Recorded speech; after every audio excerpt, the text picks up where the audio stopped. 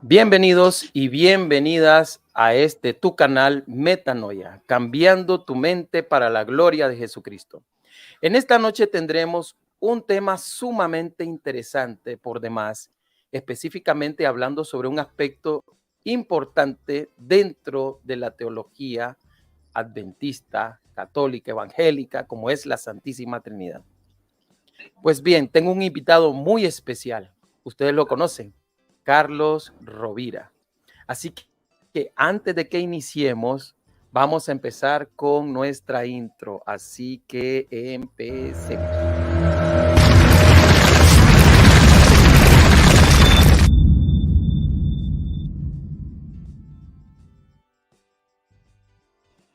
Bien, tengo el enorme honor de presentar a nuestro hermano Carlos Rovira, que nos va a contar su experiencia de cómo fue dentro de la organización en la cual pasó de ser de arriano adventista a ser trinitario católico.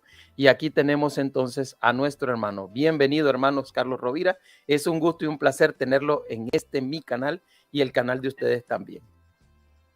Pero, hermano, muchas gracias por recibirme en tu espacio, el cual veo que cada día está creciendo para la gloria de Dios. Me contenta mucho, me contenta ser parte de él. Y bueno, mira, me puse mi traje de gala para acompañarte. Muchas gracias, muchas gracias. En esta ocasión tan especial y tan importante. Ahora, quiero decirles que también nuestro hermano tiene un canal, está iniciando su canal y pronto nos va a mandar el link para que ustedes puedan ir a ver los temas interesantes que él va a tener también. Con relación a esto, Carlos, nuestra temática que estábamos de hecho abordando, estamos viendo esta imagen que nos evoca a una enorme pregunta.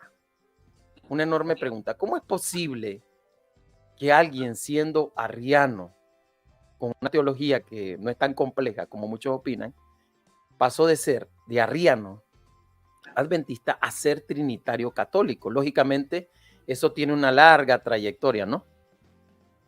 Sí, así es, ¿no?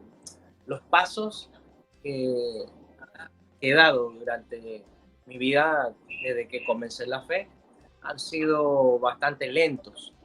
Y desearía poder definir con precisión cuáles y cómo fueron todas las cosas, pero bueno, el tiempo pasa y no todo queda en la memoria, pero hoy seguramente vamos a tratar algunos de esos puntos importantes que puedo recordar y vamos a traerlos a la mesa para que, si Dios nos concede, podamos desayudarnos de su palabra hoy a través de esto.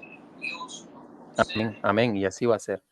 Mira, primero empezaría preguntándote, ¿cómo fue que conociste el mensaje adventista? ¿Cómo fue que te hiciste adventista? ¿Cómo fue que te metiste acá? Sí, bueno, mira, la verdad es que yo me hice adventista siendo bastante joven. Tenía alrededor de unos 14 años de edad. Eh, y bueno, yo he tenido contacto con el cristianismo desde muy niño. Recuerdo visitar algunas iglesias evangélicas, me gustaba mucho porque hacía muchas actividades, uh, y me gustaba incluso leer la Biblia. Pero hubo algo muy interesante. Mi hermano comenzó a tener atracción a una iglesia, y esta era la adventista. Jamás en mi vida había escuchado a los adventistas del séptimo día. Yo estaba muy niño. Sabía de los testigos de Jehová que me visitaban, pero no conocía nada de los adventistas. Lo cierto es que mi hermano comenzó a compenetrarse en la iglesia, y después de eso vino mi otra hermana mayor. Tengo dos hermanos mayores. Así que me comencé a interesar. Un año después de que ellos ya habían ingresado a la iglesia, ya me habían dado estudios bíblicos, había yo recibido la fe de Jesús, ¿verdad? Y decidí ya dar el paso para bautizarme en la iglesia adventista. Me bautizó un pastor, ya no vive el día de hoy, un hombre muy humilde, Fabio Linares.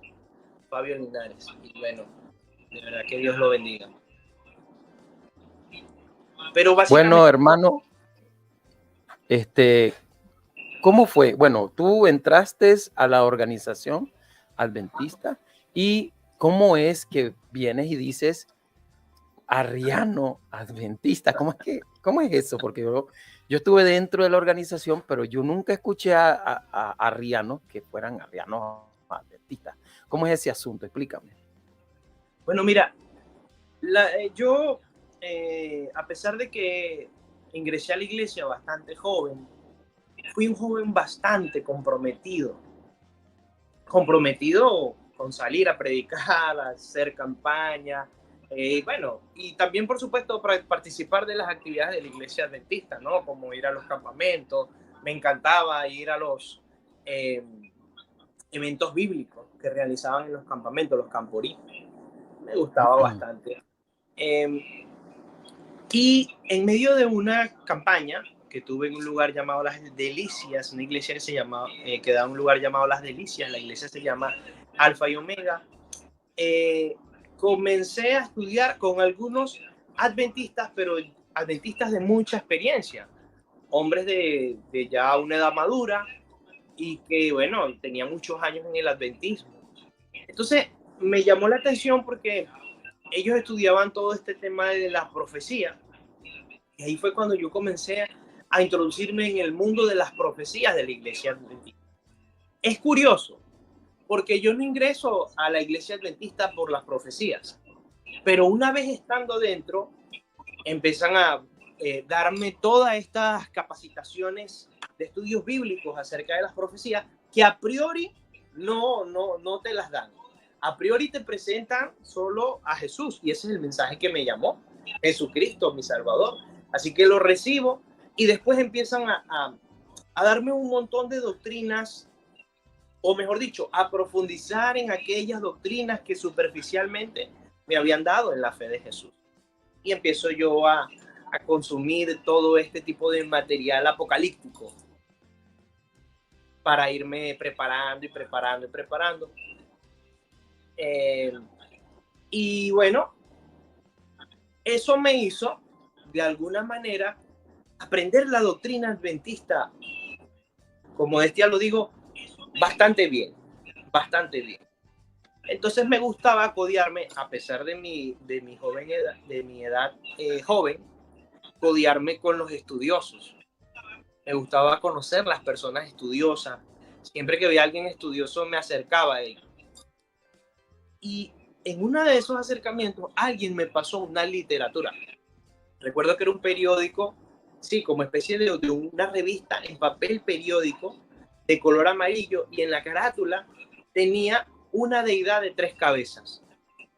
Y decía ah, algo así como... Eh, ¿Es Dios una Trinidad? Algo así como eso, más o menos. Cuando abro este periódico, empiezo a ver muchas citas de Elena de White. Muchas citas de Elena de White donde se resaltaba al Padre y al Hijo, nombrando solo al Padre y al Hijo. Citas de primeros escritos, citas de patriarcas y profetas, citas de tomos selectos, citas de decía a toda la gente, citas, bueno, y era el Padre, el Hijo, el Padre, el Hijo, el Padre, el Hijo, el Padre, el Hijo. Y me llamó la atención, por supuesto. ¿Cómo es posible, por ejemplo, que el linaje de White dijera en Patriarcas y Profetas algo así como que Cristo era el único ser en todo el universo? No sé si recuerdas esa cita. Ajá, Sí, bueno. Entonces, pero claro. mira, yo siempre las leí, pero nunca pensé como un arriano. Eso fue lo extraño. Toda mi No, niñez, y yo, después, y habían algunas donde decía que era engendrado, pero obviamente ellos también acompañaban todo esto de citas bíblicas. Iba la información tendenciosa a, a presentarte al Padre y al Hijo solamente. Bueno, de verdad yo estudié mucho ese folleto. Lo leí, lo marqué, lo subrayé una y otra vez. Bueno, algunas citas las habían hasta memorizado.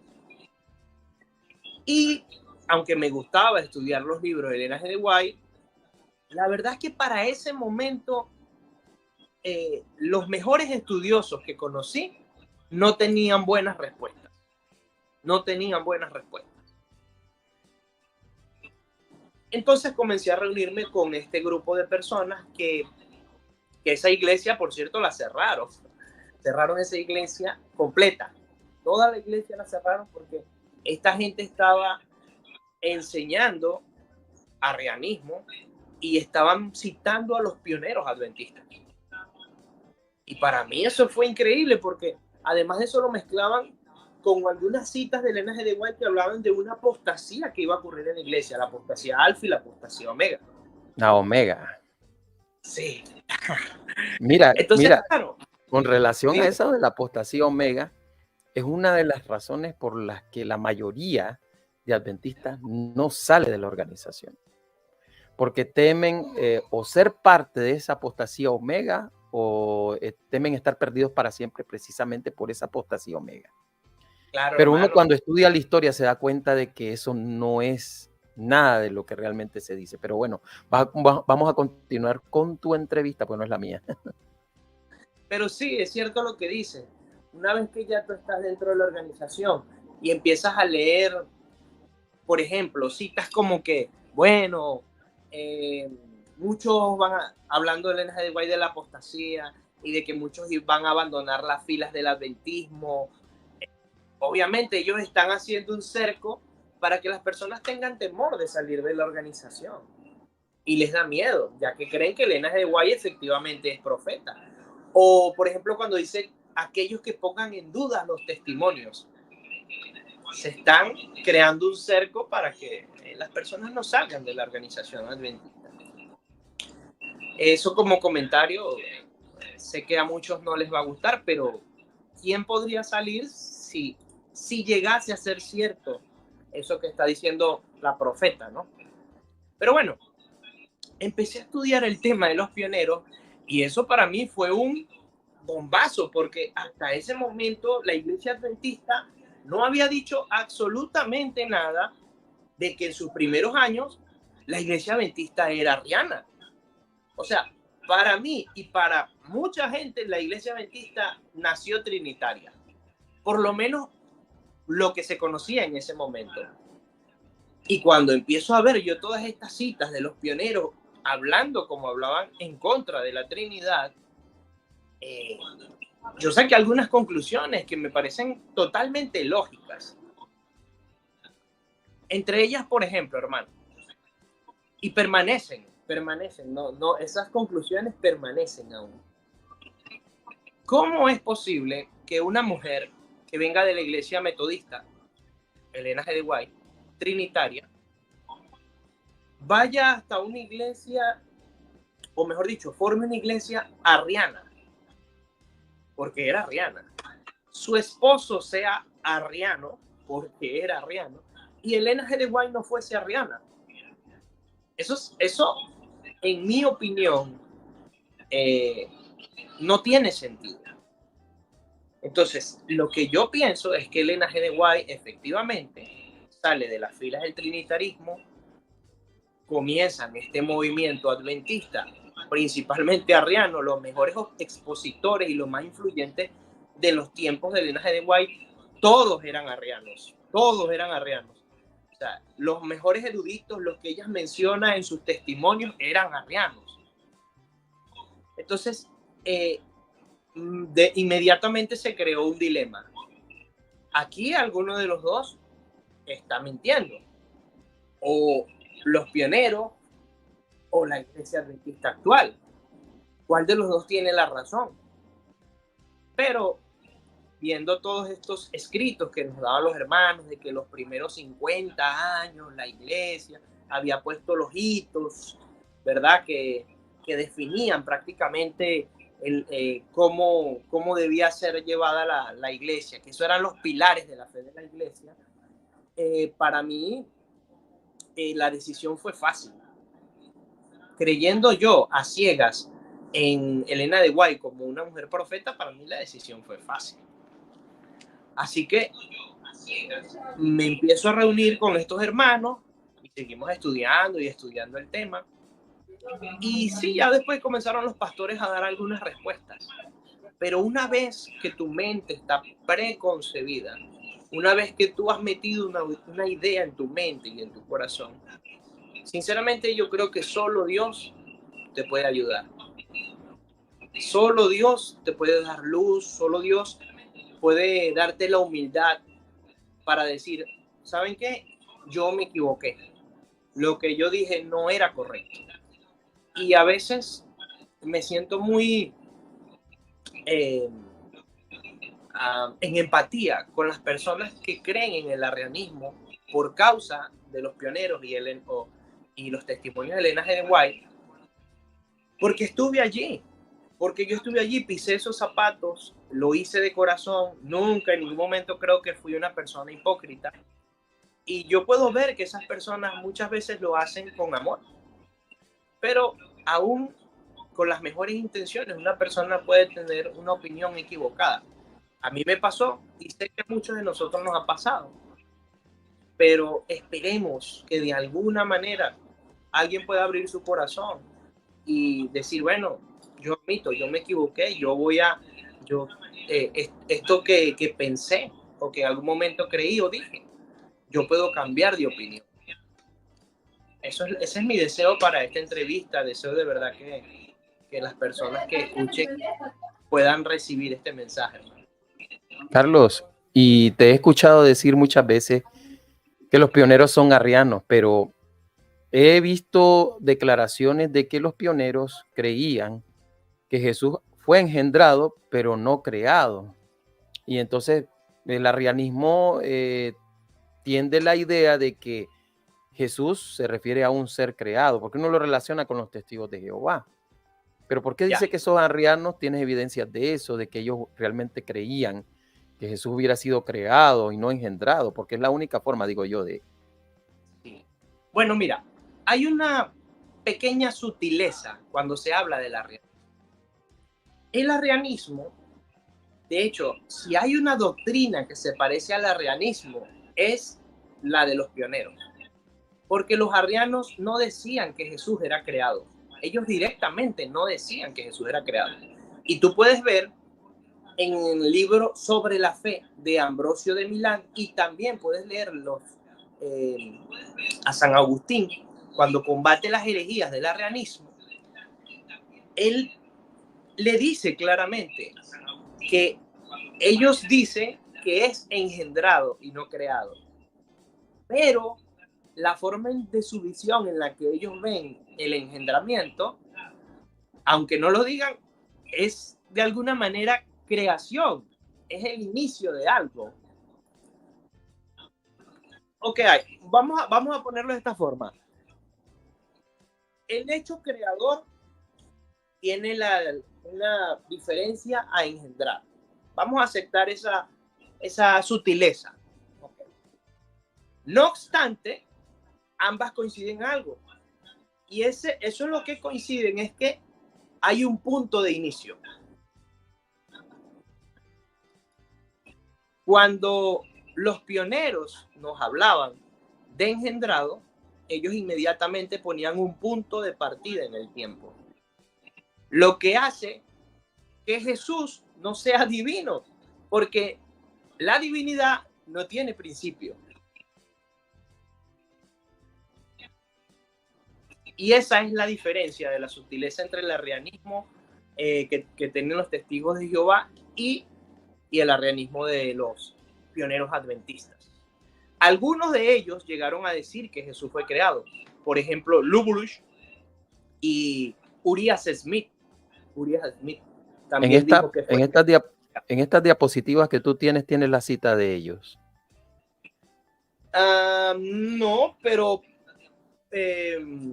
no puse la de Luburush ni la de Urias Smith. No, creo que la de Urias Smith sí, me parece.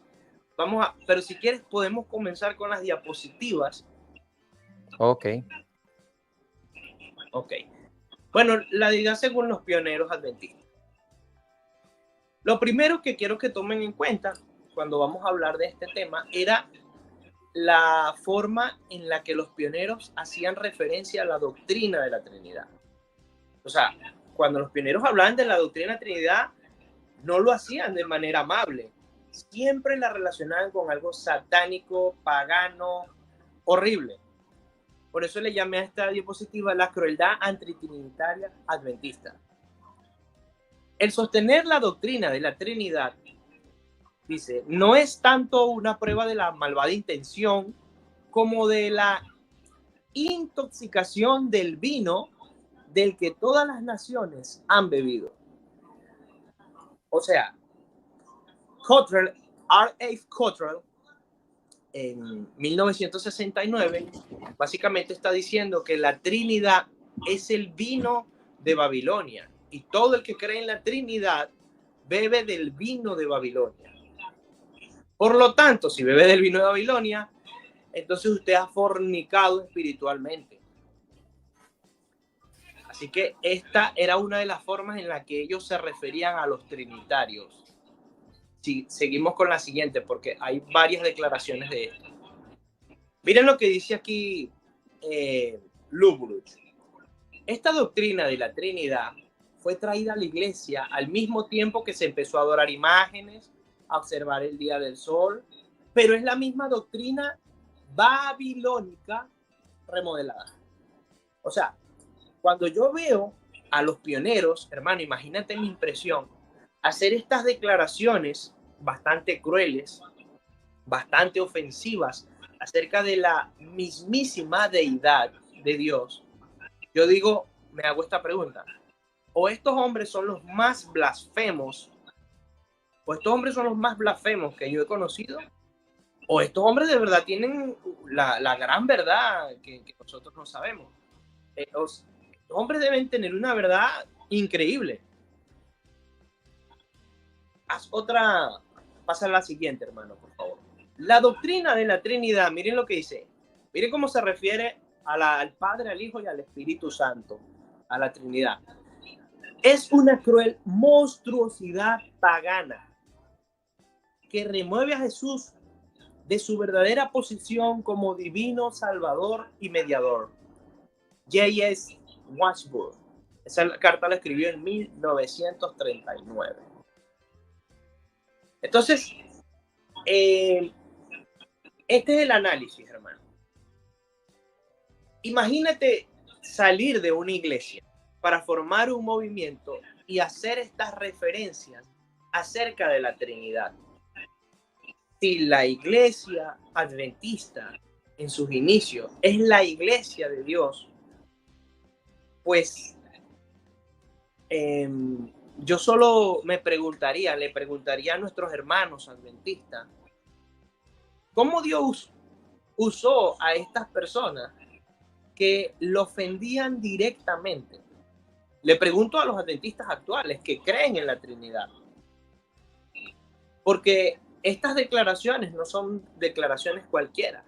Estás pisando un terreno santo y estás haciendo acusaciones bastante fuertes. Entonces, yo empecé a ver estas cosas, ¿no, hermano? Y yo me preguntaba, wow, si estas personas son capaces de decir esto acerca de la Trinidad, es decir, a la creencia de que el Padre, el Hijo y el Espíritu Santo son un solo Dios, pues me cuesta mucho, ahora que entiendo, creer que esta iglesia de verdad haya sido inspirada por el Espíritu Santo. Son mis opiniones. No sé si quieres pasar la otra diapositiva. Bueno, cuando yo ya fijo mi mente en creer en la doctrina arriana, según las cosas que había leído, pensaba que ya las había leído todas, pero no, hay cantidades de cosas que debía leer aún. Yo empecé a pasar algunos detalles bien importantes en los escritos de los pioneros. Los pioneros decían algunas cosas y yo veía que, por otro lado, Elena de White había hecho declaraciones refutando a los pioneros. Sin embargo, ahí aún estaba mi idea. Yo no soltaba el arrianismo. No quería dar el brazo a torcer. Por eso le puse saltando detalles importantes. A veces cuando decidimos creer en algo, nos pasamos pequeños detalles que son bien importantes. Por ejemplo, mira lo que dice el pastor Wagonier. En 1884 ya habían pasado 40 años desde aquel gran chasco. Dice, los trinitarios sostienen que el término Cristo comprende dos naturalezas divinas y separadas. Una, que era totalmente humana. La otra, la segunda persona de la Trinidad, que habitó en la carne un breve tiempo, pero no le era posible sufrir o morir. Que el Cristo que murió era solo la naturaleza humana donde había morado la divinidad. Ambos sostienen, perdón, que me voy aquí. Ambos tienen una fe humana y nada más. No importa cuán exaltado era el Hijo preexistente, cuán poderoso o eterno, si solo murió la parte humana, repito, si solo murió la parte humana, el sacrificio fue solo humano. O sea, la creencia de ellos era que no había una hipóstasis en la naturaleza de Cristo. O sea, ellos separaban las dos naturalezas. Lo cual sabemos que... Y tengo una pregunta. Si separaban las dos naturalezas, ¿ellos creían que habían dos personas en el mismo Jesús? O sea, dos personas en un mismo ser. Ellos creían que la Trinidad enseñaba eso. Ahí es donde está el problema, hermano Cristian. Ellos quizás no afirmaban eso, pero en su concepción de lo que para ellos era la Trinidad enseñaba que habían dos seres en un mismo ser. Incluso algunos se atreven a decir tres seres en un mismo ser. Así que mira, ellos pero con relación, un muñeco de paja. Pero con relación, yo oía decir que al Espíritu Santo ellos lo tienen como una manifestación, una influencia impersonal que solamente obedece a la voluntad del Padre, a la voluntad de Cristo, no tiene un centro de voluntad propia y que personifica a quien lo utilice. Algo así entendí. Pero hay otros que sostienen otra cosa, que sostienen que el Espíritu Santo es el Espíritu de Cristo y que en Cristo hay dos personalidades. Eso es lo que me pareció entender. El Jesús humano es una persona humana y el Jesús divino es otra persona divina, y que cuando Jesús asciende al cielo es la persona humana la que está intercediendo en el cielo y que el Jesús divino anda por estos rincones. Entonces, ellos creen en cierta forma, y esto es lo que me causa algo de complejidad, de que ellos creen que en el ser de Jesús habían dos personas. O sea, si la Trinidad es compleja, según ellos, esta teoría es más compleja porque indica que Jesús tiene dos personalidades, una divina y una humana. No están hablando de dos naturalezas en un mismo ser, están hablando de dos personas en un mismo ser. Y entonces esto ¿Has es casi escuchado eso anteriormente? Igual o peor que la Trinidad. ¿Has escuchado alguna doctrina similar así? Saberio decía lo mismo. Nestorio. Decía, y Nestorio, por ejemplo, el nestorianismo dice que hay dos personas en Jesucristo, que hay una persona divina y una persona humana. No, ellos dicen que no son hipóstasis. El nestorianismo dice que son dos personas en un mismo ser de Cristo. Entonces ellos dividen la persona humana de la persona divina. Ellos dicen que la persona humana fue la que tenía hambre y todo lo demás, y la divina pues no pasó por esos sufrimientos en la cruz. Entonces, lógicamente, esto es otra herejía. Es otra herejía. Y fíjate cómo ellos están golpeando al viento. Los pioneros decían que atacaban la Trinidad, pero en realidad estaban atacando sus propias opiniones de lo que ellos concebían que era la Trinidad. Y, sinceramente, muchos cristianos no creen en la Trinidad por una razón sencilla, y es que no la saben, no la conocen, no la comprenden, no la estudian a profundidad, porque la Trinidad tiene una definición clara, sencilla, pero ciertamente dentro de la Trinidad hay aspectos que son bien complejos de explicar, pero no solo para nosotros, sino para cualquiera que quiera proponer algún tema de la deidad. Es complejo porque hay preguntas muy clave. Por ejemplo, decía algunos que Cristo es el Espíritu Santo. Bueno, si tú dices que Cristo es el Espíritu Santo, ¿cuándo Dios no tuvo Espíritu Santo? O el Espíritu Santo mutó de ser a una persona a dos personas. Un ser bipersonal. Exacto. Entonces, sí, un ser bipersonal. Claro, un Dios que cambia, un Dios variable, un Dios Ahora, hay otro problema también. Mira, yo tengo un choque con esta teoría, porque Romanos 9 dice que el Espíritu conoce lo que piensa Dios y las intenciones, pero el término ahí que utiliza, que el Espíritu indaga la mente de Dios, es frónesis. Y frónesis siempre se utiliza con entes personales. La misma Elena White dice que el Espíritu Santo tiene que ser una persona distinta de Dios, porque solo una persona podría indagar la mente de otra persona. Entonces, cuando dicen que el Espíritu Santo es el Espíritu de Dios, sería que el Espíritu Santo, si es el mismo Espíritu de Dios, ¿para qué va a indagarse a sí mismo? Claro, o sea, es absurdo, no es totalmente, no ¿cómo te digo? Sentido, sin sentido. No tiene sentido. No tiene Ahora, sentido. si el Espíritu Santo, digo yo, es el Espíritu de Cristo, es la persona de Cristo, bueno, dicen la persona divina, ¿no? Entonces, cuando Jesús dice que todo pecado y blasfemia es perdonado al Hijo del Hombre, pero no es perdonado al Espíritu Santo, si es el mismo ser, ¿cómo es posible que en uno caso sea perdonado y en el otro no? Ya en ese caso, cuando te hacen esas preguntas, o tú haces esas preguntas, empiezan a dar opiniones personales. Empiezan a dar opiniones personales. O te cierran y te dicen, mira, no está revelado. Porque esa es la gran excusa de esa doctrina. No, espérate eso un momento. No está revelado. Espérate un momento, no. Eso que no está revelado no va. ¿Sabes por qué? Porque si supuestamente Babilonia es un misterio, el que da a beber en su copa, entonces si alguien me dice que es un misterio, pues entonces no me está dando solución al problema.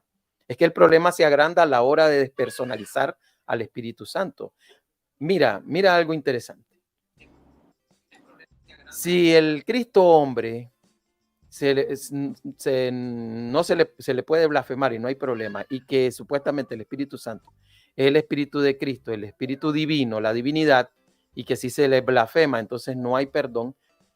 Ellos dividen la personalidad de Cristo para poder explicar, pero eso es nestorianismo. Ahora, el otro detalle es lo siguiente, que Elena G. de White dice que en Cristo hay una sola persona con dos naturalezas. No dice que hay dos personas.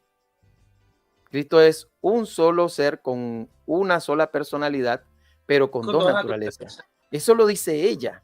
Entonces, ¿cómo vas a dividir? Y el otro problema es que el que murió por nosotros no fue el Espíritu Santo.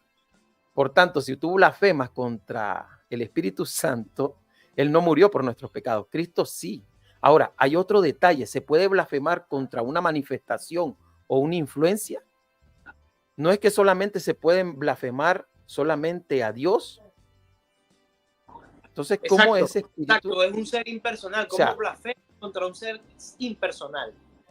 Contra un viento, porque es que eso dicen, el espíritu se traduce por viento. Entonces, ¿cómo puedes blasfemar tú contra la energía, la luz eléctrica, el viento? Claro, no se puede blasfemar. Algunos dicen, es Cristo espiritualmente. Personal, ¿no? Es Cristo espiritualmente, es Cristo espiritualmente.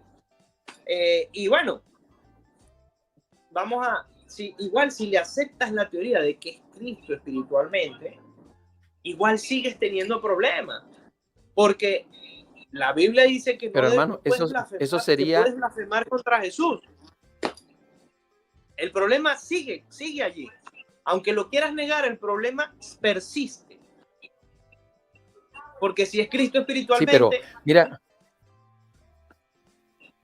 Sí, ¿cómo perdonó pecados Jesús? Como hijo de Dios, porque eso dicen, pues, que hijo de Dios es la naturaleza divina, hijo de hombre es la naturaleza humana. Ellos no creen en la unión hipostática.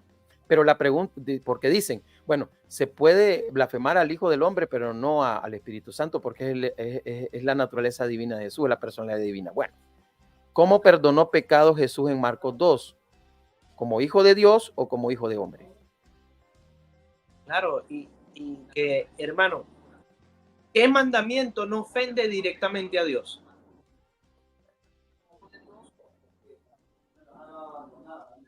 O sea, no tiene sentido decir que, bueno, puedes blasfemar contra la naturaleza humana de Jesús, pero no puedes blasfemar contra la naturaleza divina de Jesús. Ok, y todos los pecados que se han cometido, ¿contra cuál de las naturalezas decidiste ofender? Como si nosotros eligiéramos la naturaleza que vamos a ofender. No sé si me llevas el ritmo. Cuando Más o uno menos ofende ahí. a Dios, ofende el ser de Dios, el ser divino. Lo ofendes y ya. No haces Sí, pero distinción entre naturaleza humana y divina para ofender. bueno, sí. Pero como te digo, en Marcos 2, Jesús perdona pecados como hijo de hombre, para que sepáis que el hijo del hombre tiene poder para perdonar pecados. Entonces Claro. hay una unión hipostática, no lo perdona como hijo de Dios, lo perdona como hijo de hombre, porque es el mismo ser con dos naturalezas unidas, pero el mismo ser. Y que había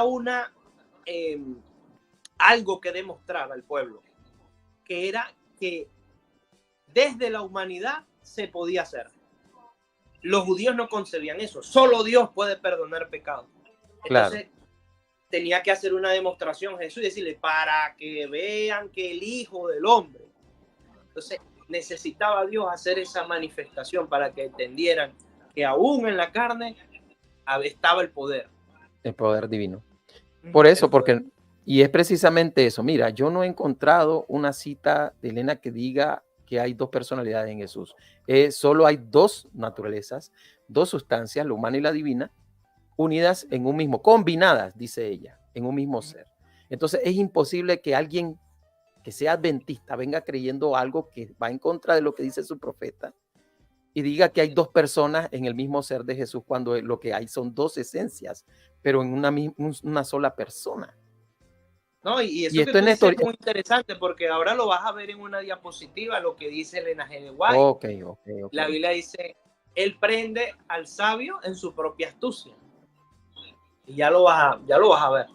Sigue adelante, hermano, por favor, para que veas otro de los detalles importantes que le pasan por encima cuando leen a los pioneros. Mira, dice aquí Elena G. de White, cuando Cristo fue crucificado, fue su naturaleza humana la que murió. La deidad no se hundió ni murió. Eso habría sido imposible. Ahí está el manuscrito de este manuscrito. Otra cita más en Mensajes Selectos. Murió la humanidad, no murió la divinidad. En su divinidad, Cristo poseía el poder de romper las ataduras de la muerte. Declara que tiene vida en sí mismo para resucitar a quien quiera. Mensajes Selectos. Entonces, desde el principio, los cristianos hemos declarado que la muerte de Cristo es un misterio. No pueden separar las naturalezas. Por un lado está la divinidad, por otro lado está la humanidad. ¿Cómo explicas tú esa separación de naturalezas al momento de la muerte? Esto, la verdad, no, si ponemos a indagar en ello, no lo vamos a entender. Y esto es parte de los misterios. Y hay, de hecho, una cita de Elena G. de White donde dice que esto es un misterio. El problema es que ya había dicho esto antes. Y hay otra cita más donde dice que la deidad sufrió los dolores de la muerte. Como que la andas buscando por ahí, ¿eh? Si quieres la presento. La tengo aquí. Sí, preséntame. Ok, voy a compartir pantalla. Voy a ver, espérame. Déjame ver si la tengo aquí.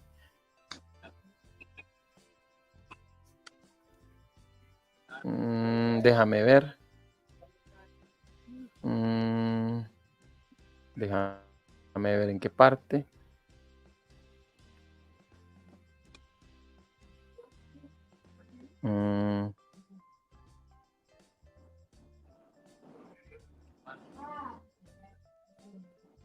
Aquí estoy. Espérame, que yo no sé qué me pasa. Aquí. ¿Pueden ver la cita? Sí, ahí se nota. Aquí dice ella. Ahí, léalo. En él habita corporalmente toda la plenitud de la deidad. Los hombres necesitan comprender que la deidad sufrió y se angustió ante las agonías del Calvario. Sin embargo, Jesucristo, a quien Dios dio por el rescate del mundo, compró a la iglesia con su propia sangre. La majestad del cielo tuvo que sufrir a manos de fanáticos religiosos que pretendían ser el pueblo con mayor conocimiento sobre toda la tierra. Eso está en Mensajes Selectos. Sí, Página eso lo escribió 153. ella en 1898, pero mira qué interesante. Ella dice que la deidad sufrió y se angustió ante las agonías del Calvario. Eso quiere decir que hay unión hipostática. Ya, la deidad sufre con la humanidad. Ahora, hay algo interesante todavía acá. Lo interesante es que dice que, sin embargo, dice Jesucristo, a quien Dios dio para el rescate del mundo, compró a la iglesia con su propia sangre. Si tú te vas, eso aparece en Hechos 20:28 y en los manuscritos más antiguos, tales como el Sinaítico, el Códice Alejandrino y los demás, el texto dice que Dios El compró a Espíritu. la iglesia, Dios, sí, que el Espíritu, bueno, que Dios compró a la iglesia con su propia sangre. ¿Y quién fue el Dios que dio su propia sangre? Según la cita de Mensajes Selectos, tuvo que haber sido Cristo. Por aquellos que dicen, pues, que cuando la Biblia habla de Dios, siempre se refiere al Padre. No, también Sí, se puede referir a Cristo. fíjate como ella básicamente se le está adjudicando eso a Cristo sin ningún problema. Y ellos quieren, a veces cuando hacen la lectura, determinar, mira, si aquí dice Dios es el Padre, y lo hacen, por ejemplo, con la cita de primera de Juan 5:20. Esa cita dice, bueno, cuando habla del verdadero es el Padre, pero no es lo que dice el texto. El texto dice, y estamos en el verdadero, en su Hijo Jesucristo. Pero bueno, sigue adelante, hermano, para que veas. Ok. Otro de los errores que yo pude notar que al contrastarlos con los escritos de Elena G. White y que los pioneros tenían como regla decir, era que el Padre y el Hijo no tienen la misma edad, porque ellos pensaban en la divinidad en términos de tiempo. Ellos pensaban, cuando pensaban en la eternidad, ellos pensaban en tiempo y espacio. Y por lo tanto, cuando ellos expresaban sus opiniones, lo hacían en tiempo y espacio. Esto es imposible porque la eternidad, lo atemporal, no lo podemos medir de ninguna manera. Entonces dice aquí J.M. Stephenson, dice, la idea de padre e hijo supone prioridad de existencia de uno y la subsecuente existencia del otro. Decir que el hijo tiene la edad del padre es una palpable contradicción de términos. Es una imposibilidad natural que el padre sea tan joven que el hijo o que el hijo tenga la edad del padre. Bueno, esto suena lógico. A nivel humano suena lógico. Para nosotros suena lógico. Para seres mortales. Para todos los que tenemos principios. Pero para Dios y en la eternidad, ¿cómo lo puedes medir? Voy a demostrar que no solamente fue Stephenson, sino que era una opinión común de los pioneros. Pasa a la otra diapositiva, mira. Mira lo que dice Wagner, quien fue el que supuestamente dio un mensaje de los tres ángeles en 1888. Dice, en el libro Cristo y su justicia, este libro lo leí yo mucho, hermano. Este libro de verdad lo leí yo muchas veces. Dice, hubo un tiempo cuando Cristo procedió y vino de Dios. Fíjate, ya empezó mal. Hubo un tiempo cuando Cristo procedió y vino de Dios, del seno del Padre. Pero fue tan atrás en los días de la eternidad que para el entendimiento finito significa sin comienzo. O sea, Él está otorgándole un momento a la eternidad. Y es un problema. Mira, yo miro en esta cita dos problemas. Primero, hubo un tiempo cuando Cristo procedió y vino de Dios del seno del Padre. Aquí tengo un problema porque el seno representa la parte donde cuando tú tienes, ¿cómo podrías decir? Un amigo y tú le extiendes el brazo, tu seno está en esta parte de acá, ¿no? Sí. Y generalmente el seno significa favor. Por ejemplo, cuando el Lázaro estaba en el seno seno de de Abraham. Abraham, no quiere decir que estaba dentro de Abraham y que Abraham lo parió del seno, sino que quiere decir que estaba en comunión, en unidad, en En cercanía. ese Ya, regocijo de correcto. amor y exacto. El apóstol Claro. Juan dice que se recostó en el seno de Jesús, pero el seno no es que salió de adentro de Jesús, sino que estaba en una posición de cercanía y favor. Eso es lo que significa el seno, intimidad, cercanía y favor. Pero No, ellos dicen otra que cosa más allá. dice que Jesús se produjo del seno, ¿no? Que salió del Claro, seno ahí, es salió de como aquí. especie de una generación, No, no pero sé, no una sé. generación en un momento, es decir, del Espíritu de Dios que es Espíritu, sale Jesús. En un momento en la Mira, eternidad. con En un relación a momento esa en la eternidad. cita, con relación de esa cita del pionero, de este pionero, yo tengo problema con otra cita que dice Elena White. Yo no sé si quieres que la presente. Sí, lánzala, lánzala. Ok, mira esto que voy a presentarte acá, por ejemplo. A ver si podemos, si no me toma mucho tiempo. Espérame. Voy a detener aquí. Ok, estoy en esta parte de acá. Vamos a ver si no me da mucho problema. Déjame ver, compartir pantalla. La fe por la cual vivo. Mira esto. Aquí aparece la parte que dice comienzo de la vida eterna, 30 de junio. Esto estamos citando el libro La fe por la cual vivo. Y este es el testimonio que Dios nos ha dado vida eterna y que esta vida está en su Hijo. El que tiene al Hijo tiene la vida y el que no tiene al Hijo de Dios no tiene la vida. Juan 5, 11 al 12. Dice, Jesús declaró, yo soy la resurrección y la vida. Y esta frase, en Cristo hay vida original que no proviene ni deriva de otra. Y aquí es donde yo tengo el gran choque. Yo tengo el gran choque. ¿Sabes por qué? Tú sabes cuando algo es original, hermano. Tú sabes cuando algo es original. Que no es ¿Cuándo una dirías tú copia, que ¿no? es original? Cuando no es una copia del original, Exacto. ¿no? Ahora bien, Claro. el detalle es este. Dice que la vida que tiene Cristo es original, que no proviene Ni ni deriva. deriva de otra. Entonces, si esa vida que tiene Cristo, que es la vida eterna, se la otorgó el Padre, entonces esa vida es derivada. Y si es No puede derivada, ser es original. proveniente. No puede ser No puede ser original. original. Ya, Ahora, la porque es Biblia una copia. ciertamente dice que recibió de su padre. La Biblia lo dice. Y allí se enfrasca el arrianismo. Esto recibí de mi padre. Esa es la expresión que marca la manera de pensar. Pero los dos términos que se utilizan, uno se contrapone al otro. Porque Sí, se dice contrapone. que Dios le dio el tener vida en sí mismo. O sea, ¿cómo puede llegar alguien a tener vida en sí mismo? No, esto también es inexplicable. Lo que Jesús está diciendo allí sobrepasa el entendimiento, se contrapone. Mira, hermano, Dime. mira lo interesante, porque antes de que aparezca esa frase, vida en sí mismo, dice que el Padre tiene vida en sí mismo. ¿Y qué significa que tenga vida en sí mismo?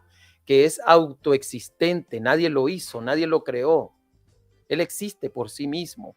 Por eso puedo utilizar la frase yo soy el que soy, que realmente es una expresión hebrea, Eye Asher Eye, que significa yo existo porque yo existo, punto. No hay más explicación. Eh, correcto, él es existente porque existe, punto. No hay Es explicación para un eso. presente continuo. Yo Ok.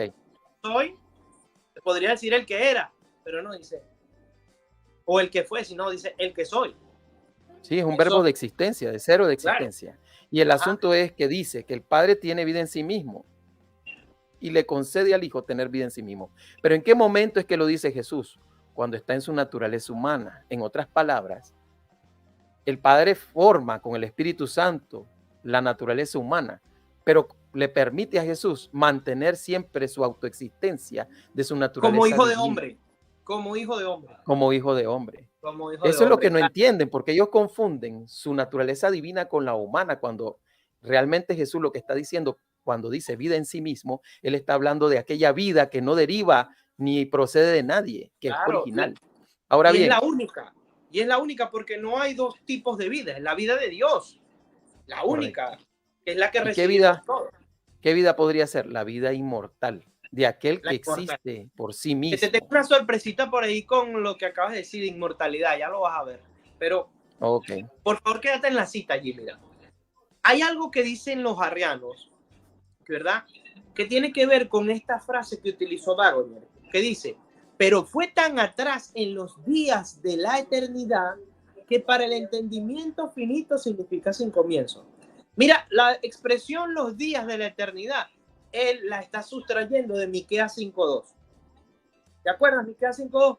La profecía que dice, pero tú, Belén Efrata, pequeña eres entre los millares de Judá, de ti me saldrá el Señor de Israel, cuyos orígenes o cuyas salidas son desde el principio, desde los días de la eternidad. Entonces, en sí la expresión es figurativa, porque en la eternidad hay días. Le hice yo una vez esta pregunta al arriano, le dije, hermano, si tú crees en los días de la eternidad, ¿cuándo dice la Biblia que fue el primer día? En un periodo temporal no existe día, ¿no?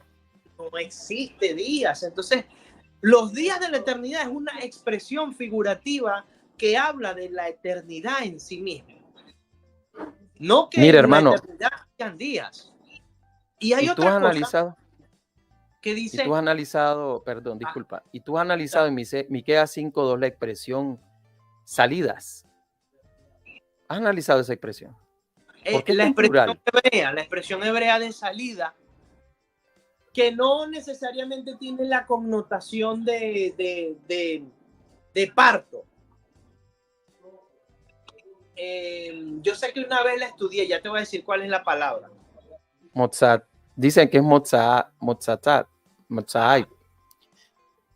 Viene de la Bueno, raíz mozza, que quiere decir o sea, mozza generalmente significa una salida de un punto del este, como la salida del sol. De hecho, aparece en los Salmos cuando dice que el sol sale del poniente y bueno, el asunto es que ¿cuántas veces sale el sol? Entonces, ¿cuántas veces nace el sol? ¿cuántas veces sale? No, y mira esta expresión también que utiliza el profeta, que muchas veces le caminamos también por encima. Dice, sus salidas son, no dice sus salidas, si el texto quisiera decir que hubo un momento en la eternidad en que salió, deberías decir, sus salidas fueron o fue en los días de la eternidad. Él utilizó un presente, sus salidas son desde el principio. Está haciendo uso de la misma expresión que utiliza Juan cuando dice en el principio era el verbo. Creo que, hermano, ahí te tengo que corregir un poco. Pero, Ok, ok. mira, es que el problema es que la expresión desde el principio es una traducción de la Septuaginta. En realidad el verbo es queden y queden simplemente apunta al pasado. Dice al pasado o a la antigüedad o hacia atrás.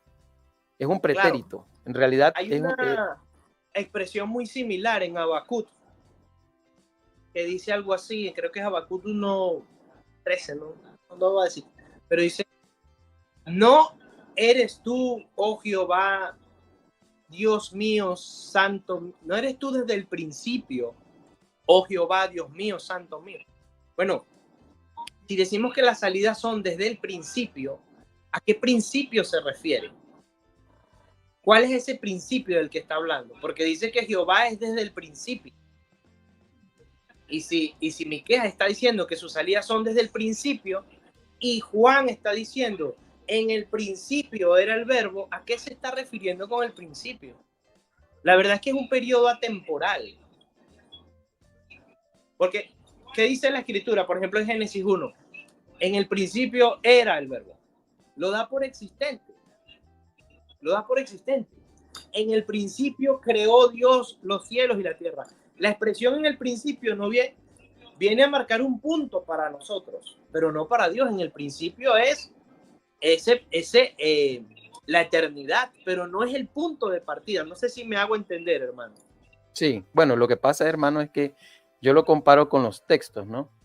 En el caso del de Génesis 1:1, la expresión en el principio, como el principio creativo del universo, es Bereshit.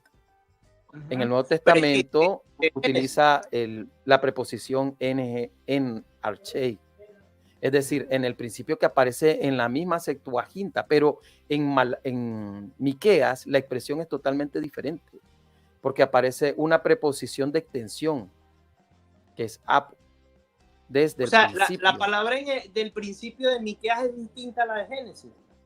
Correcto, pero en el hebreo no podría ser, pero no está apuntando al principio del Génesis, ni tampoco está apuntando a un principio más allá del Génesis, porque el problema es que el término Kedén no puede apuntar a una extensión mucho más allá del principio más lejano, que es el de Génesis, según el texto hebreo. Lo que indica, y el problema es que el término salidas está en plural. Quiere decir que Jesús nació un montón de veces. Dice salidas. Es que ese es el problema. Entonces, tenemos que definir qué tipo de salidas son, porque el término salidas, motzatai, está en plural, no en singular. Por tanto, no está hablando de un origen de nacimiento, sino que posiblemente esas salidas pueden ser salidas o acciones creativas, como la fuente de todo lo que existe. Y eso lo dicen algunos comentaristas, aunque hay dos interpretaciones con relación a Malaquías, pero realmente no está hablando de salidas de originarse de un punto que no existe. Pero bueno, no vamos a ahondar tanto en ese aspecto. De una salida similar a la de un parto, que es la que generalmente los cristianos están. Generalmente, motza significa como la salida de una acción que se realiza. Por ejemplo, el sol sale, pero el sol no está naciendo todas las veces que sale. Aunque la gente le dice el nacimiento del sol, que se refiere al este, realmente el sol no está naciendo todas las veces, sino que sale de un punto. Partir de un punto de origen a otro, de traslado. De traslado. No está hablando de una salida de origen, sino de una salida de traslado, de acciones. Es decir, que este ser ya había movimiento desde que el profeta habla de un punto de la historia. Ya esto ya existía, o sea, no está diciendo que él nació, sino que él ya accionaba. Es muy diferente. Eso está bastante bueno ese detalle. Entonces, bueno, si quieres sigue con la otra diapositiva para que veas otra. Correcto. Sí, lo que pasa es que nos emocionamos mucho con esto. Okay, está buena. Mira, para que vean, Andrews también compartía la misma opinión. Y en cuanto al Hijo de Dios, también sería excluido. Él está llevando a cabo, por supuesto, una narrativa. Pues tenía a Dios por Padre y en algún momento de la eternidad pasada habían comenzado sus días. Review Herald. En 1881. Habían comenzado sus días. O sea, ellos en la eternidad marcaban un punto en el que Cristo fue engendrado. Entonces, si te das cuenta, es un común denominador de los pioneros. No es que un pionero decía esto, decía aquello, no. Había una unidad, por lo menos en algunos de esos puntos, aunque hay que ser honesto. Por ejemplo, habían algunos, como dije al principio, como Luburush y Urias Smith, que emitieron en algunas ocasiones opiniones de que Cristo había sido creado. Lo que también nos lleva a nosotros a pensar, ¿cómo es posible? Y este análisis también quiero que lo veas, hermano. ¿Cómo es posible, verdad, que esta gente, o mejor dicho, estas personas, no lo digo gente en forma despectiva, quiero decirlo de manera, estas personas que en 1843, en 1844, llamaron a personas a abandonar sus casas, familias, vender propiedades, dinero, para que recibieran a Cristo, y no llegó, supuestamente porque tenían el mensaje de la verdad. Todavía 40 años después no tenían definido la principal doctrina del cristianismo, que sería la Trinidad. Entonces levantan este movimiento para decir que es el movimiento de Dios, que es el movimiento de la verdad presente de los últimos tiempos, pero la verdad cruda por la cual creo que esto se oculta mucho o se fue ocultado durante mucho tiempo, es porque las evidencias muestran que estas personas realmente tenían un concepto muy distinto al cristianismo. Así es. Mira, hermano, tengo algo que quisiera compartir que llevamos la misma línea. Mira esta cita de la profeta de los adventistas. Dice, al hablar de su preexistencia, Cristo transporta la mente al pasado de las edades sin fin. Nos ofrece la certeza de que nunca hubo un tiempo cuando Él no estuviera en compañerismo eterno con Dios. Nunca hubo un tiempo. Los pioneros dicen que hubo un tiempo que no estaba con el Padre, pero ella dice que nunca hubo un tiempo. Entonces, ahí está la pelea entre Elena de White y los pioneros.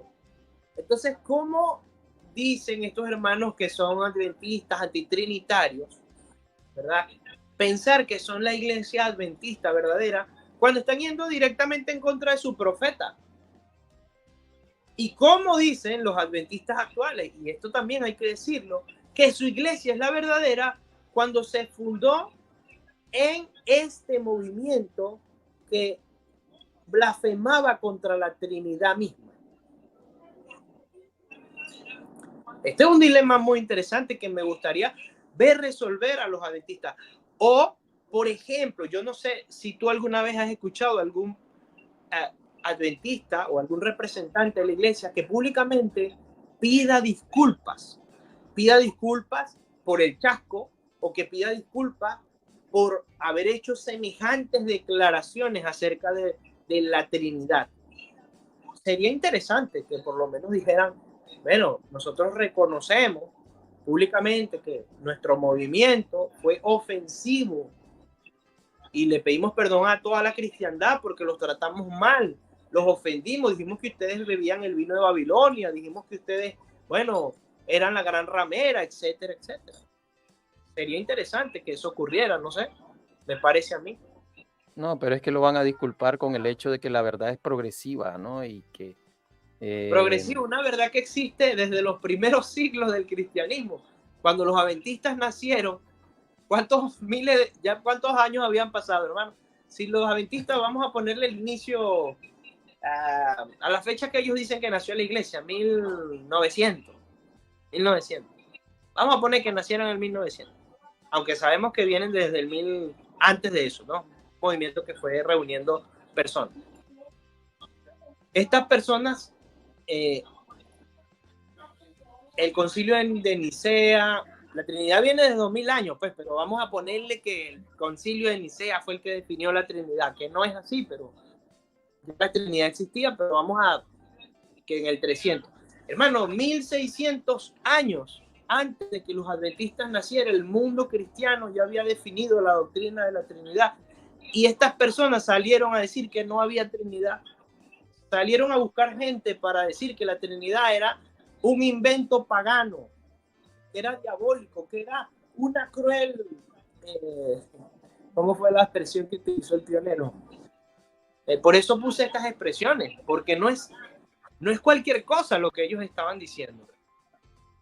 Sí, es interesante. Pero mira, para dejar clara a la audiencia, ¿cuál es tu opinión con relación al engendramiento de Jesús?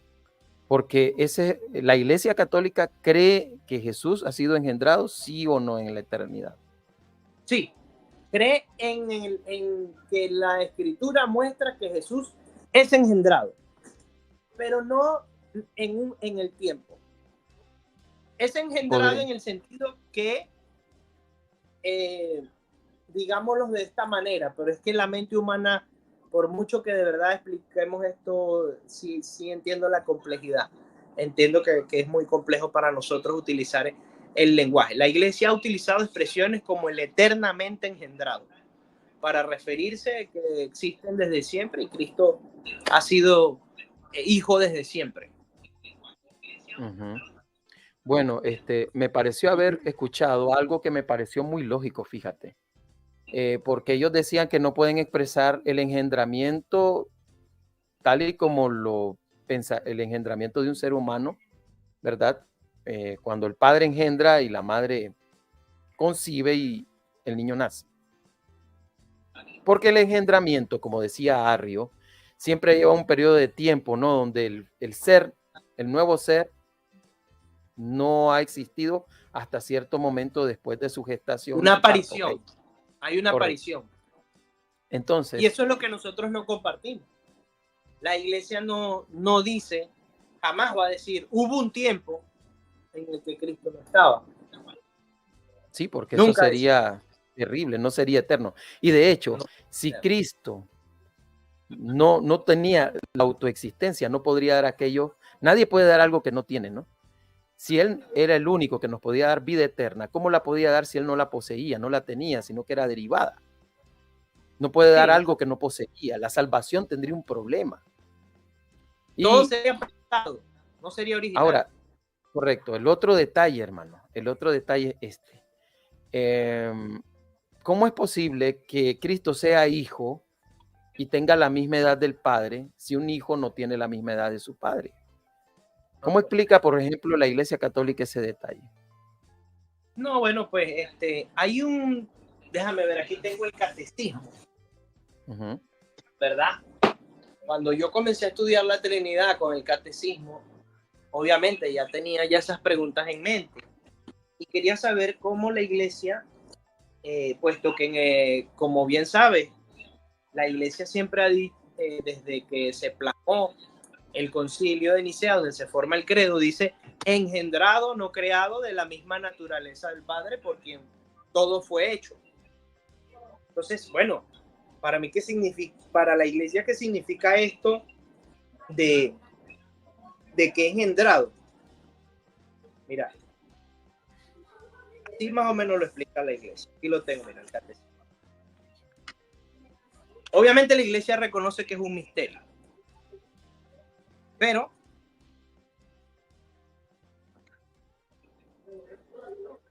en el numeral 240 dice, Jesús ha revelado que Dios es Padre en un sentido nuevo. No lo es solo en cuanto a creador. Él es eternamente Padre en relación a su Hijo único, el cual eternamente es Hijo solo en relación a su Padre. Y cita Mateo 11:27, que dice, nadie conoce al Hijo sino el Padre, ni el Padre le conoce nadie sino el Hijo, y aquel a quien el Hijo se lo quiera revelar. En cuanto a sus relaciones, a lo que llamamos la economía, en cuanto a su relación, uno es padre y otro es hijo. Como roles. Eso sería básicamente lo que expresa el catecismo. ¿Sabes que yo escuché una explicación de un sacerdote amigo mío que había dicho que la existencia de Cristo es exactamente la misma que hubiese tenido el Padre? Yo le pregunté, ¿cómo eso es posible? Bueno, la Biblia dice que Él es el resplandor de su gloria. Imagínate al sol, me dice. ¿Cuándo comenzó el resplandor del sol? Desde el mismo momento que existió el sol. No puede existir el sol sin resplandor, me dice. Ahora, ¿de qué está compuesta la luz? La luz del sol, de la misma sustancia y elementos del que está compuesto el sol. Entonces, es inconcebible.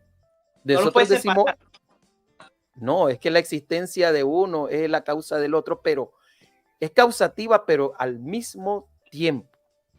Es como cuando alguien enciende una lámpara, ¿no? La luz de la lámpara en el bombillo, pero el reflejo de esa luz que impregna se lo debe a la fuente, ¿no? Pero a la misma vez, son, podríamos decir, cotemporales, es decir, tienen el mismo tiempo. Porque no puede existir la iluminación sin el, no sin puedes el brillo, agarrar, ¿no? y separar exactamente, el fuego no le puedes quitar su resplandor, no lo puedes separar. ¿Cómo lo hace? Es imposible. Es imposible. De hecho, hay padres de la iglesia que hacen esa analogía. Hay algunos padres de la iglesia que hacen esa misma analogía. Y quizás podría luego pasarte algunos textos de los padres de la iglesia, de cómo intentaban ellos explicar el misterio de la consustancialidad entre el Padre, el Hijo y el Espíritu, ¿verdad? Son Correcto. Con relación a eso tengo otra pregunta. Tú que has estudiado mucho el asunto de la teología de la Trinidad del catolicismo. El catolicismo en sí, ¿me escuchas, Carlos? Sí, escucho. Sí. Ok, el catolicismo en sí dice, utiliza la frase consustancial. Y he escuchado decir que cuando se utiliza la frase consustancial se refiere a que Dios es un solo ser, compuesto de tres personas. ¿Esa expresión es correcta en el catolicismo, sí o no? Carlos. Bueno, perdimos la señal con Carlos. Esperemos que él venga. Esperemos un momento. Vamos a ver si puede conectarse. Porque esta pregunta es importante, ¿no? Carlos, como es católico, pues nos está dando su propio punto de vista con relación a la doctrina del catolicismo y lo que realmente cree la Trinidad con relación a eso. Él ya nos explicó que la Iglesia Católica cree que el engendramiento de Cristo fue eterno. A diferencia, pues, de lo que Carlos cree, yo no creo que Jesús haya sido engendrado en la eternidad, sino engendrado en su naturaleza humana. Y que su divina, pues, lógicamente comparte el efecto que ocurre en su naturaleza humana. Pero con relación a lo que piensa el catolicismo, sí me llama mucho la atención. Y con relación a eso, pues, Carlos, volvíamos al punto. Cuando dicen que Cristo es consustancial con el Padre, significa que con el Padre hacen un solo ser, con dos centros de conciencia, es decir, como si fueran partes de una cosa, es decir, que Cristo, el Padre y el Espíritu Santo son partes de un Dios. ¿Es correcta esa definición? Mira, yo voy a utilizar la definición que tiene la iglesia directamente para responder, ¿verdad? En el numeral 242 del Catecismo hace esta explicación. Dice aquí, siguiendo la tradición apostólica, la iglesia confesó en el año 325, en el primer concilio ecuménico de Nicea, que el Hijo es consustancial al Padre. Y ahí viene la explicación. Es decir, un solo Dios con él. Eso es lo que significa. Pero un solo Dios no significa... Son un solo Dios. Ahora, son uh-huh. personas distintas. Tres personas distintas, un solo Dios. Bueno, y con relación a esa pregunta, hermano, ¿quiere decir que son un solo ser? ¿Se entendería como un solo ser? No. No tiene que ver con ser un solo ser, porque cuando tú estás diciendo, ¿verdad?, que es un solo ser, estás hablando de sabelianismo, ¿verdad? Estás hablando como hablan nuestros opositores a la doctrina, los solo Jesús, que dicen que Dios es un solo ser. No, la Biblia nunca dice que es un solo ser, dice que es un solo Dios. Nosotros creemos que es un solo Dios, no que es un solo ser, porque si dice que es un solo ser, está diciendo que es una sola persona que se manifiesta de tres maneras. Eso es abelianismo. Nosotros decimos... Pero he escuchado...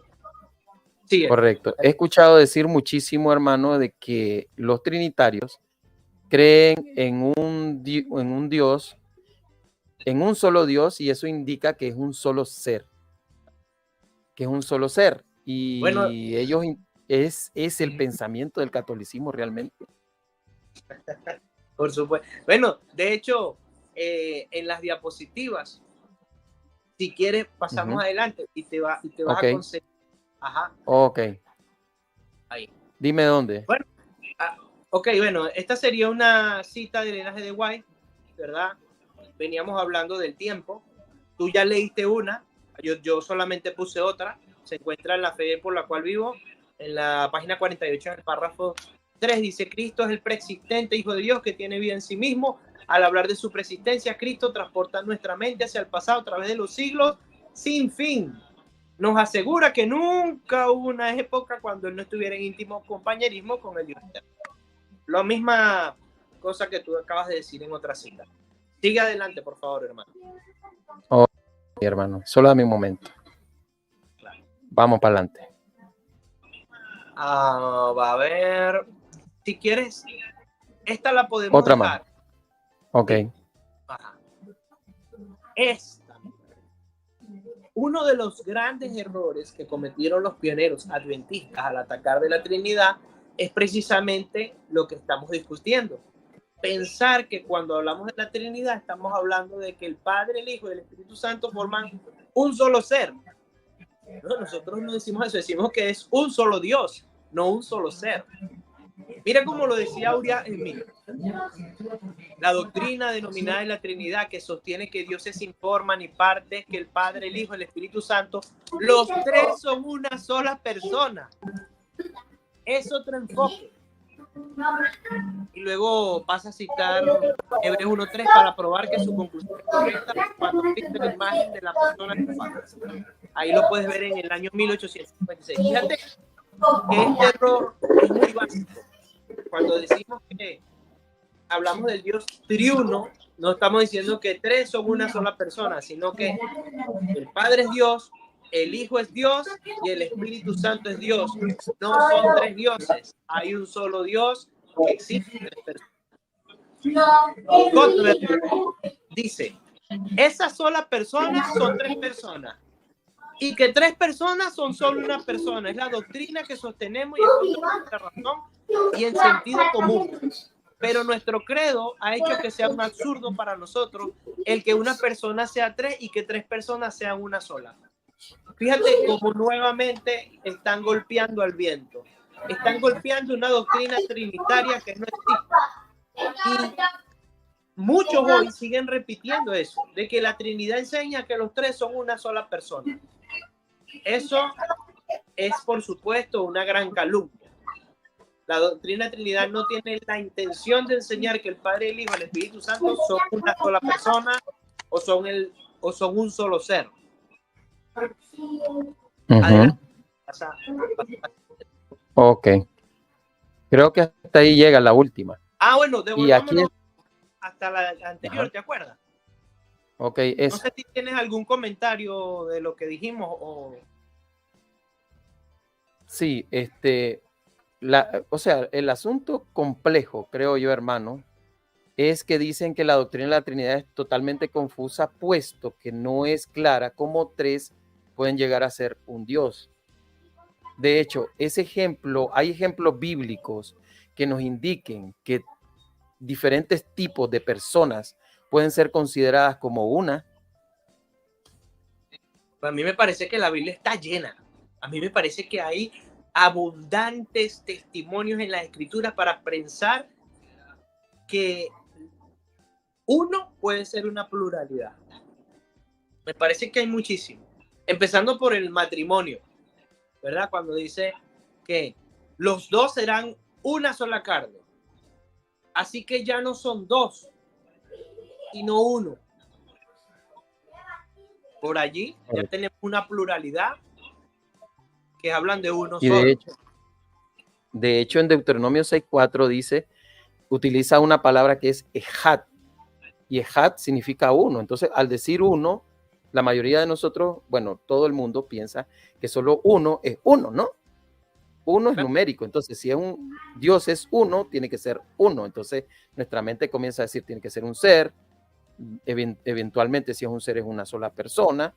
Entonces, como los trinitarios meten tres cuando el término de had es uno, pero el problema es que en este caso, Génesis 2:26, si no me equivoco, que es el que citaste, también contiene la palabra had, que dicen que van a ser had basar, es decir, una carne. Será lógico que Adán, siendo una persona de carne y hueso, y Eva, otra persona de carne y hueso, que no es el mismo Adán, puedan ser una sola carne y hueso. Porque él dice, este es carne de mi carne y este hueso de mi hueso. Hueso de mi hueso. ¿No y será que él dice, y les llamó Adán?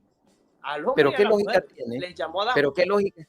Sí, pero qué lógica, como dos personas totalmente separadas van a ser una sola carne y hueso.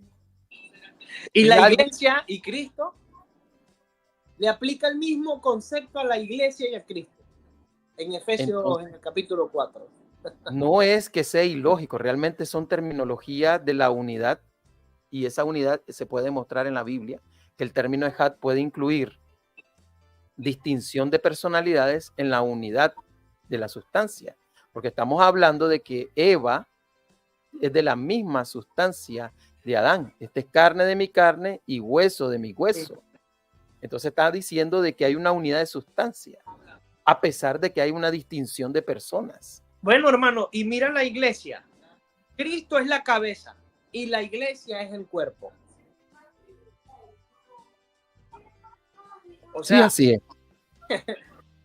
Es un cuerpo completo. La cabeza y el cuerpo forman un solo cuerpo, el cuerpo de Cristo. Entonces llega y le aplica precisamente el texto de Génesis. Dice, dejará el hombre a su padre, a su madre, se unirá a su mujer, los dos serán una sola carne. Este misterio es grande, lo digo respecto a Cristo, a la iglesia. O sea, hay una unidad entre Dios y su iglesia que es misteriosa. Y la Biblia enseña que es un misterio. La unidad de Dios con el hombre, con la iglesia, es un misterio. Entonces, no nos sorprende que no lo logremos percibir de manera natural, porque ciertamente esa unidad es un misterio.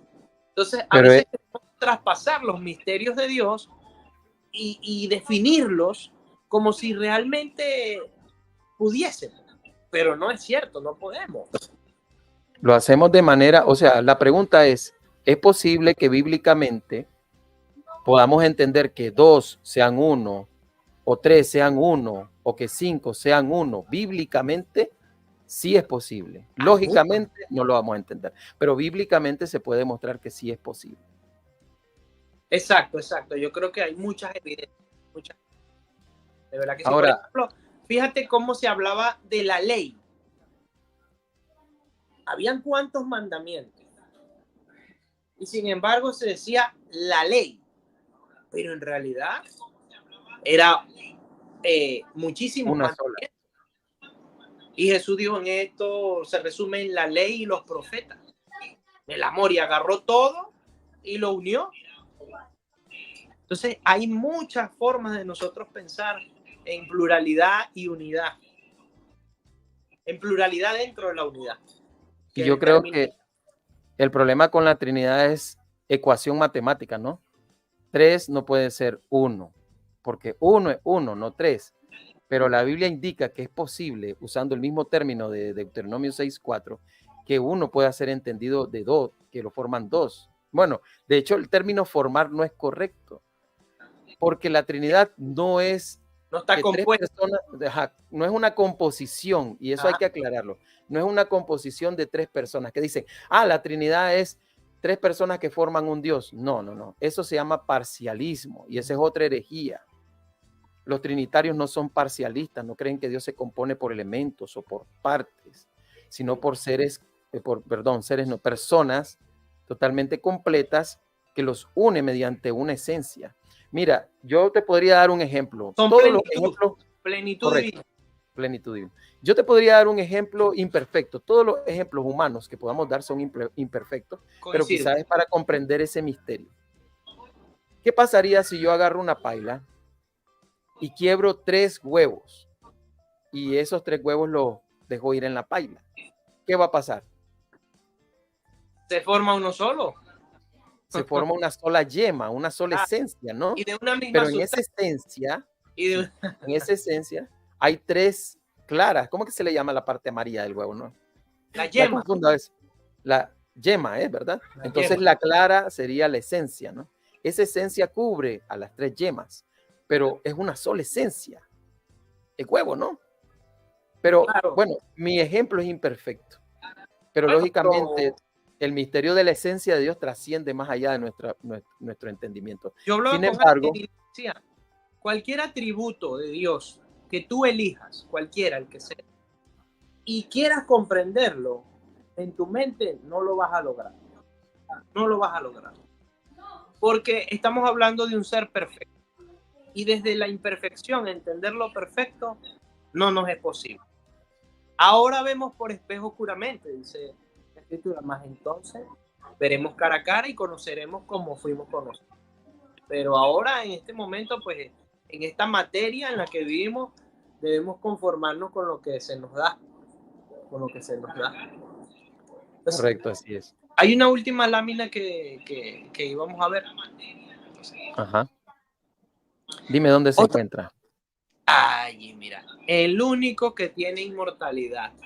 Los pioneros tenían una opinión de que la escritura enseña que solamente al Padre se le da ese título, el único que tiene inmortalidad. Y bueno, la frase está en 1 Timoteo 6 del 14 al 16, dice que guardes el mandamiento sin mácula ni reprensión hasta la aparición de nuestro Señor Jesucristo, la cual a su tiempo mostrará el bienaventurado y solo soberano, Rey de reyes y Señor de señores, el único que tiene inmortalidad, que habita en luz inaccesible, a quien ninguno de los hombres ha visto ni puede ver, al cual sea la honra y el imperio sempiterno. Amén. Bueno, ellos decían, el único que tiene inmortalidad es el Padre. Pero fíjate quién los viene a refutar. Mira, en Mensajes Selectos dice, todos los seres creados viven por la voluntad y el poder de Dios. Son recipientes de la vida del Hijo de Dios. No importa cuán capaces y talentosos sean, no importa cuán amplias sean sus capacidades, son provistos con la vida que procede de la fuente de toda vida. Él es el manantial, la fuente de vida. Y mira estas palabras aquí. Solo el único que tiene inmortalidad, que mora en luz y vida, podía decir, tengo poder para ponerla en mi vida y tengo poder para volverla a tomar. Juan 10:18. Hasta donde yo sé, Maravilloso. esas palabras vienen de Jesús. Increíble. No sabía esa cita. Interesante. Entonces, claramente, es que hermano, a veces no comprendemos lo que estamos diciendo. Los mismos arrianos dicen que Cristo es la imagen del Dios invisible. Empezando porque, bueno, es invisible. Sácale una imagen a algo invisible, no podría. Sí, no puede. Tómale una foto al ¿verdad? hombre invisible. Entonces, la cita obviamente habla de aspectos abstractos de la naturaleza de Dios. Las cosas invisibles de Él, dice Romano, su Su eterno eterno poder y poder y deidad deidad se son hacen claramente claramente visibles. por medio de las cosas creadas. Entonces, a eso es lo que se refiere cuando Cristo es la imagen del Dios invisible. Entonces, si Él es la imagen, esta imagen será perfecta o imperfecta. Pensando como los arrianos. Según los arrianos, es la expresa imagen. Por lo tanto, si el Padre es el único que tiene inmortalidad, ¿cómo debe ser el Hijo? El Hijo tiene que ser el único que tiene inmortalidad porque es la imagen de ese único que tiene inmortalidad. Y Filipenses. Exacto, todos los atributos que tenga el Padre son pertenecientes al Hijo.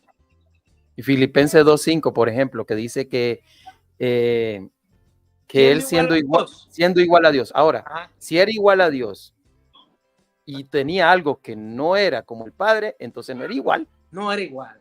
No era y esa igual. igualdad, ahora, si nosotros en la tierra pensamos en igualdad, y es algo puede ser demasiado exacto, ahora imagínate cuando Dios habla de igualdad. Cuando se habla de igualdad en los términos divinos, se está hablando de algo que no difiere en nada. Es absoluto, absolutamente igual. Por lo tanto, no hay atributo del Padre que no puedas conseguir en el Hijo. Yo le decía al hermano Vallejo, es cuando me hablaba de eso, yo le dije, no sé si recuerdas del debate que tuve con el hermano Vallejo. Yo le decía que la Escritura dice que en él habita corporalmente. ¿Cómo corporalmente?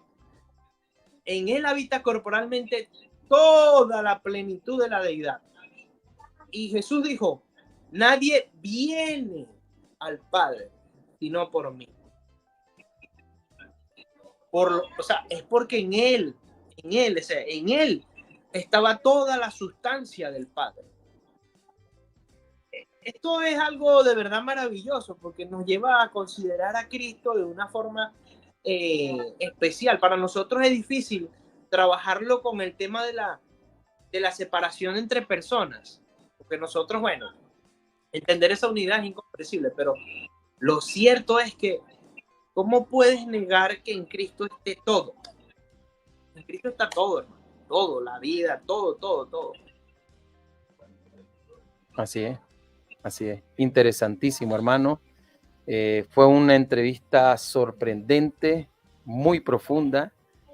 Realmente examinar los misterios de Dios es increíble y tenemos que decirlo porque la mente humana no puede llegar a comprender. Podemos algunas cosas suponerlas con las escrituras, pero conocer a Dios en toda su profundidad, como si 2 por 2 fuera 4 este asunto, pues entonces ya dejaría de ser Dios, ¿verdad? Porque Dios tiene que tener ese sentido complejo. Pero a pesar de todo eso, podemos entender la unidad trinita a través de las Sagradas Escrituras porque hay ejemplos de elementos diferenciados que pueden ser considerados como uno, y de eso abunda en la Biblia, ¿verdad? Aunque no podemos entenderla en toda su totalidad, porque somos seres humanos finitos. Pero la evidencia de que son 3 personas está Claro. clara en la Biblia. La evidencia de que cada una de esas personas tiene la plenitud de la divinidad está claro en las Escrituras, y que esas personas tienen que pertenecer de manera inclusiva al único Dios, está claro en las Escrituras, porque de no creerlo así tendríamos que contestar muchas y muchas y muchas preguntas que son muy complejas. Por ejemplo, si el Padre es el único Dios verdadero, Jesús no sería entonces Dios verdadero. Y eso nos metería en otros problemas, porque se le adora entonces. Y si Jesús es el único Señor, ¿qué hacemos con el Padre? Sí, porque dice que es Señor de señores, ¿no? Entonces, claro, realmente lo que el texto lo intenta es a separarlos de los dioses falsos. Ese es el propósito del apóstol. Pero sí, no tiene la idea de negar o de poner a al dios arriano como es presentado, no. Entonces, bueno, mira, yo me quedo con estas frases del apóstol Pablo cuando él examina la manera en que Dios sí, predestina las cosas. Hablando de la predestinación de las cosas, él dice, oh, profundidad de las riquezas de la sabiduría y del conocimiento de Dios. Cuán insondables son sus juicios e inescrutables sus caminos.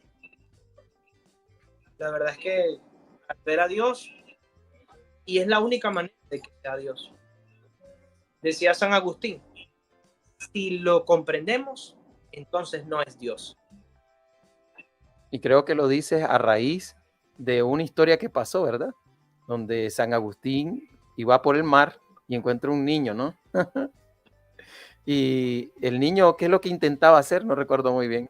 Meter el mar en una huella, en un hueco. Todo el mar lo quería contener en un hueco. Y dice de que es totalmente imposible, decía San Agustín. Bueno, le dice, no sé si el niño se lo dijo, ¿no? Y tú quieres explicar el misterio de la Trinidad de Dios sin meterlo en tu mente humana.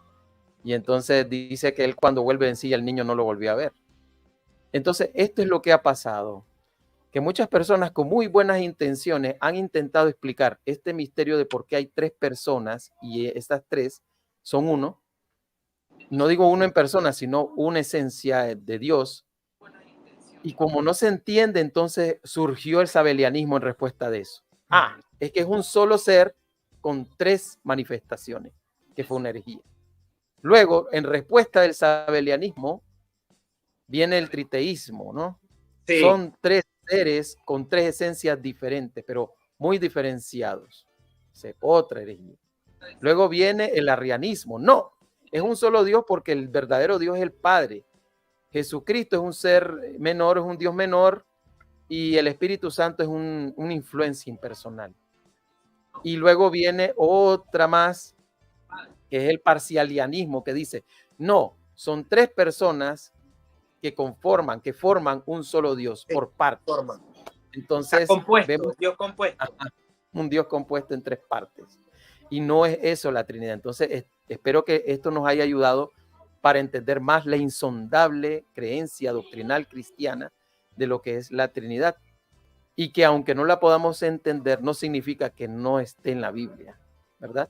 Es lógico que las palabras Trinidad no estén en la Biblia, pero tampoco está en la Biblia la palabra milenio o la frase tetragramatón, que son las 4 letras del nombre de Dios. Sin embargo, aunque no están, nosotros utilizamos esas expresiones. Tampoco en la Biblia está la expresión naturaleza divina y naturaleza humana que usa Elena de White. Sin embargo, son términos teológicos que los utilizamos para aclarar una doctrina. Y si se demuestra que es posible, entonces es utilizable ese término. Muchas gracias a mi hermano Carlos Rovira. Ha sido una experiencia exquisita, deliciosa estar hablando contigo. Ojalá que esto nos pueda servir, que no sea la primera ni la última, espero más. Creo que nos hemos alargado el tiempo, pero wow, cuando hablamos de Dios, el tiempo pasa volando. No sé si les pasa. Lo he disfrutado mucho, hermano. Gracias por yo igual, igual, fue una delicia espiritual. Y agradecemos también a los hermanos que han estado pendientes de esta charla. Es una lástima que no podamos ver sus comentarios porque se nos hace demasiado tarde, ¿verdad, hermano? Y tú tienes cosas que hacer igual que yo. Pero les agradecemos mucho que hayan estado en esto desde el principio hasta el fin. No sin antes recordarles que el hermano está abriendo un canal. ¿Cómo se llama tu canal, hermano? Carlos Rovira 24. Carlos Rovira 24. Les recomiendo porque Carlos Rovira es alguien que sabe muchísimo y hay mucho que nos puede aportar. Por ejemplo, yo aprendí muchísimo con él el día de hoy. Quería salir de mis dudas y él investigó mucho. No crean que él vino aquí a presentarse así nomás, no. Él le preguntó a muchos sacerdotes, investigó sobre las creencias del credo de la Iglesia Católica y nos ha servido mucho para aclarar muchos aspectos de muchas personas que atacan la Trinidad y dan definiciones que no encajan en el punto. Así que te agradezco muchísimo, hermano, esta oportunidad. Gracias. No sin antes decirles que nos dejen su like para que esto llegue a más personas, compartan estos vídeos para que más personas puedan aprender y ilustrarse más de la palabra de Dios. Y recuerden, solo el que puede cuestionar puede pensar. Dios me les bendiga. Nos vemos hasta la próxima. Chao, chao.